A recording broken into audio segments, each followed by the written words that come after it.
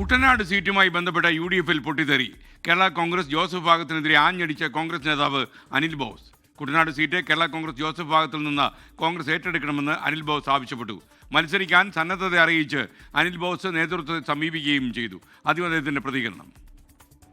ഒരു മുന്നണി സംവിധാനത്തിൽ ഒരു തെരഞ്ഞെടുപ്പ് സമാഗതമാകുമ്പോൾ വ്യത്യസ്തമായിട്ടുള്ള അഭിപ്രായങ്ങൾ മുന്നണിയിലും പാർട്ടികളിലും ഉയരും. അപ്പോൾ അതിൽ കോൺഗ്രസ് പാർട്ടി കുട്ടനാട് ഏറ്റെടുക്കണം എന്ന് പറയുന്നത് കുട്ടനാട്ടിലെ കോൺഗ്രസ്സുകാരുടെ പൊതുവികാരമാണ്. ജോസഫ് വിഭാഗത്തിനെന്നല്ല കോൺഗ്രസിനും ഇത് ഞങ്ങളുടെ സീറ്റാണെന്ന് അങ്ങനെ അവകാശപ്പെടാൻ പറ്റത്തില്ല. കാരണം അത് കുട്ടനാടിൻ്റെ തെരഞ്ഞെടുപ്പ് രാഷ്ട്രീയ ചരിത്രമോ മുന്നണി രാഷ്ട്രീയ ചരിത്രമോ അറിയാത്തവരാണ് അങ്ങനെ പറയുന്നത്. മുന്നണി തീരുമാനം വരുന്നതിന് മുമ്പ് ഞങ്ങളുടെ ഡിമാൻഡ് റേസ് ചെയ്യാൻ ഞങ്ങൾക്ക് അവകാശമില്ലേ? ഇല്ലേ? ഞങ്ങൾ ആ ഡിമാൻഡ് റേസ് ചെയ്യുന്നു. കോൺഗ്രസ് പാർട്ടി ഈ സീറ്റ് ഏറ്റെടുക്കണം, നമുക്ക് വിജയസാധ്യതയുള്ള സീറ്റാണ്, കൈ അടയാളത്തിൽ ഒരു സ്ഥാനാർത്ഥി വേണം, അത് ഞാനാണെന്നല്ല, എക്സ് ഓർ വൈ നേതൃത്വത്തിന് ഏറ്റവും ജയസാധ്യതയുള്ള ആരെയും തീരുമാനിക്കാം. സംസ്ഥാനതല നേതൃത്വത്തിൽപ്പെട്ടവരെയും ദേശീയ തലത്തിലുള്ള നേതാക്കളെയും അറിയിച്ചിട്ടുണ്ട്. അവരത് അനുഭാവപൂർവ്വം പരിഗണിക്കുമെന്നാണ് ഞങ്ങൾ പ്രതീക്ഷിക്കുന്നത്.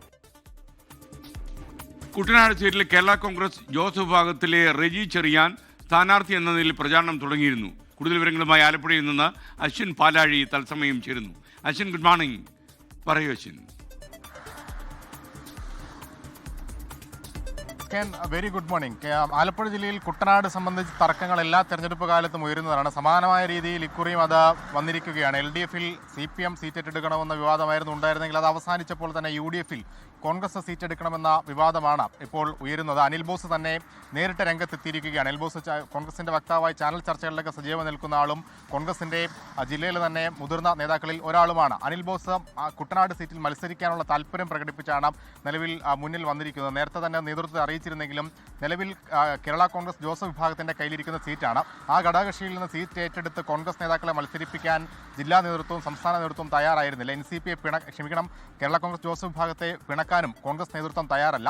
എന്തായാലും ഈ ജോസഫ് വിഭാഗത്തിനെതിരെ ആഞ്ഞടിച്ചുകൊണ്ടാണ് അനിൽ ബോസ് നിലവിൽ രംഗത്തെത്തിയിരിക്കുന്നത്. കുട്ടനാടിൻ്റെ ചരിത്രം അറിയാത്തവരാണ് ജോസഫ് വിഭാഗത്തിൻ്റെ നേതാക്കളെന്നാണ് പറഞ്ഞിരിക്കുന്നത്. മുൻകാലങ്ങളിലൊക്കെ ജോസഫ് വിഭാഗത്തിൽ നിന്ന് ജയിച്ച ആളുകൾ അല്ലെങ്കിൽ മറ്റ് പാർട്ടികളിൽ നിന്ന് ജയിച്ച ആളുകളൊക്കെ ജയിച്ച ശേഷം മുന്നണി മാറി LDF-ലേക്ക് പോകുന്ന സാഹചര്യം ഉണ്ടായിരുന്നു. ഇത്തവണയും ആർക്കോ വേണ്ടി മുദ്രാവാക്യം വിളിക്കാൻ കുട്ടനാട്ടിലെ കോൺഗ്രസ്സുകാർക്കാവില്ല എന്നാണ് പറയുന്നത്.